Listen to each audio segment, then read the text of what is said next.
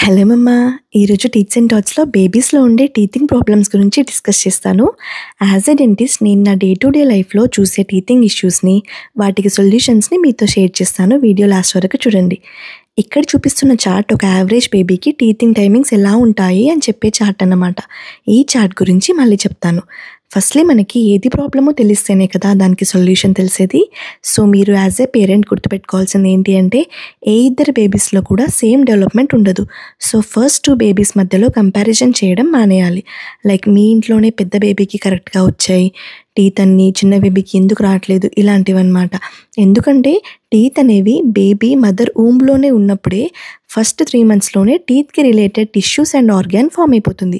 So ఆ టైంలో ఏ చిన్న డిస్టర్బెన్స్ ఇంటర్నల్‌గా జరిగినా కూడా ఆ ఫౌండేషన్ అనేది డిస్టర్బ్ అయిపోతుంది. టీత్ లేట్‌గా రావడం కానీ, అసలు రాకపోవడం కానీ జరుగుతుంది. దీనికి ఎర్లీ మంత్స్ ఆఫ్ ప్రెగ్నెన్సీలో ఎలాంటి డిస్టర్బెన్సెస్ లేకుండా చూసుకోవడంతో పాటు మీరు చెక్ చేసుకోవాల్సింది ఏంటి అంటే మీకు కానీ, మీ పార్ట్నర్‌కి కానీ ఆర్ బేబీ గ్రాండ్ పేరెంట్స్‌కి ప్రీవియస్‌గా టీతింగ్ ఇష్యూస్ ఏమన్నా ఉన్నాయా? లైక్ అసలు టీత్ స్టక్ అయిపోయి రాకపోవడం, ఏదైనా ట్రీట్మెంట్ అయ్యాక రావడం ఆర్ కంప్లీట్‌గా అసలు ఏదో ఒక టూత్ రాకపోవడం లాంటివి ఉన్నాయో లేదో చెక్ చేసుకోండి. ఎందుకంటే స్టడీస్ ఏం చెప్తున్నాయంటే బేబీస్‌కి టీత్ రాకపోవడానికి జెనెటిక్స్ కూడా ఒక రీజన్ అని. సో నేను కొన్ని లైవ్ ఎగ్జాంపుల్స్ కూడా చూశాను. ఇప్పుడు మీకు ప్రాబ్లమ్ ఏంటి? ఎక్కడ స్టార్ట్ అవుతుంది? ఎలా చెక్ చేసుకోవాలో తెలిసింది కదా! ఇప్పుడు సొల్యూషన్ చూద్దాం. మీరు తెలుసుకోవాల్సింది ఏంటి అంటే బేబీ టీత్ రావడానికి ఒక +/- 6 మంత్స్ విండో పీరియడ్ ఖచ్చితంగా ఉంటుంది. ఎందుకంటే ఈ యూనివర్స్‌లో ఏది కూడా ఫిక్స్డ్ ఉండదు కదా! ఏదైనా యావరేజ్‌ని బేస్ చేసుకొని చెప్తాం. సో అలాగే ఇక్కడ మీరు చూసిన టీతింగ్ చార్ట్‌లో కూడా అంతే. ఒక యావరేజ్ బేబీకి ఏ టైంలో ఏ టూత్ రావాలో చెప్తున్న చార్ట్ ఇది. సో ఇదే పక్కా ఇంకా ఇలాగే రావాలి అని మాత్రం ఫిక్స్ అవ్వద్దు. దీనికి +/- 6 మంత్స్ వేసుకోండి. ఎగ్జాంపుల్‌కి మీ బేబీకి 6 మంత్స్ ముందే ఒక టూత్ వచ్చిందనుకోండి, హ్యాపీయే.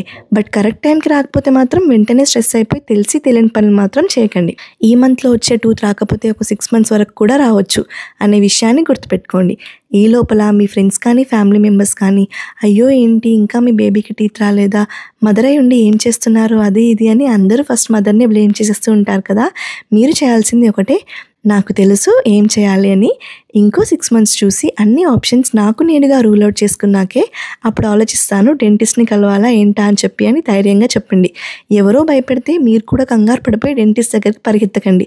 ఒక డెంటిస్ట్‌గా చెప్తున్నాను, అంత చిన్ని బేబీస్‌లో టీత్ రావట్లేదు అంటే క్లినికల్‌గా కూడా ఏం చేయలేని స్టేజ్‌లో బేబీస్ ఉంటారు. లైక్ ఎక్స్‌రే తీసి అసలు లోపల టీత్ ఉన్నాయా లేవా అని చెక్ చేసే ఏజ్ కూడా కాదు వాళ్ళది.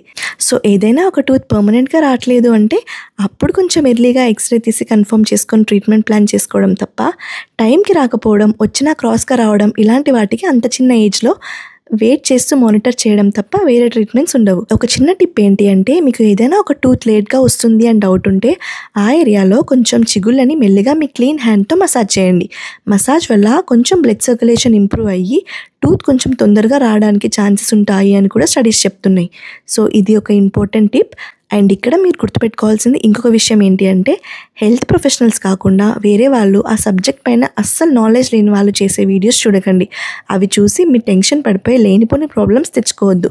హోప్ వీడియో మీకు ఎంతో కొంత హెల్ప్ అయింది అనుకుంటున్నాను. ఇంకా మీకు టీతింగ్ ప్రాబ్లమ్స్ గురించి ఆర్ బేబీస్‌లో వచ్చే డెంటల్ ప్రాబ్లమ్స్ పైన ఎలాంటి డౌట్స్ ఉన్నా కామెంట్స్‌లో అడగండి, ఆన్సర్ చేస్తాను. నెక్స్ట్ బేబీస్‌లో చిన్న ఏజ్ నుంచే సిరప్స్ ఎప్పుడు పడితే అప్పుడు వాడడం వల్ల వచ్చే డెంటల్ ఇష్యూస్ గురించి కూడా ఒక వీడియో చేద్దాం అనుకుంటున్నాను. Thank you.